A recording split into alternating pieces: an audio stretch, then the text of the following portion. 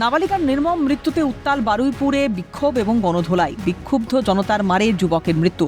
তদন্তে তৎপর পুলিশ প্রশাসন। শনিবার নিহত ইন্দ্রজিৎ মণ্ডলের পরিবারের সঙ্গে দেখাও করেন আইজি প্রেসিডেন্সি রেঞ্জ কঙ্কর প্রসাদ বারুই।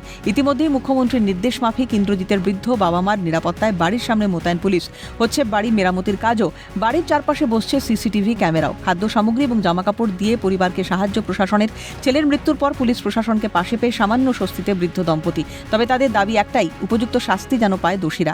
মাননীয় মুখ্যমন্ত্রী তিনি আমাদের পাশে আছে, এই সাহসটা আছে, আর আমরাও বিশ্বাস করি সরকার। কি কি দিল আপনাদেরকে?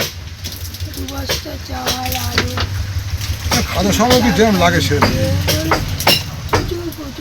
অন্যদিকে বারুইপুরের নাবালিকা ধর্ষণ খুনের ঘটনায় বিক্ষোভে জড়িতদের চিহ্নিত করে অব্যাহত গ্রেপ্তারিও। বৃহস্পতিবার রাতভর তল্লাশির পর পুলিশের জালে আরও 5। এখনও পর্যন্ত বারুইপুর থানার পুলিশের হাতে মোট 33 জন গ্রেপ্তার। শুক্রবার স্বাস্থ্য পরীক্ষা সেরে বারুইপুর মহকুমা আদালতে পেশ ধৃতদের। আদালতে ধৃতদের নিজেদের হেফাজতে নেওয়ার আবেদন পুলিশের। অন্যদিকে বারুইপুর কাণ্ডে এনকাউন্টারের তদন্তে ঘটনাস্থল পরিদর্শন সিআইডির ফরেন্সিক টিমের। সব মিলিয়ে বারুইপুরের নাবালিকা ধর্ষণ খুনের ঘটনায় মুখ্যমন্ত্রীর নির্দেশে জোর কদমে চলছে তদন্ত, তা বলাই বাহুল্য। জাহিদ মিস্ত্রির রিপোর্ট, ক্যালকাটা নিউজ।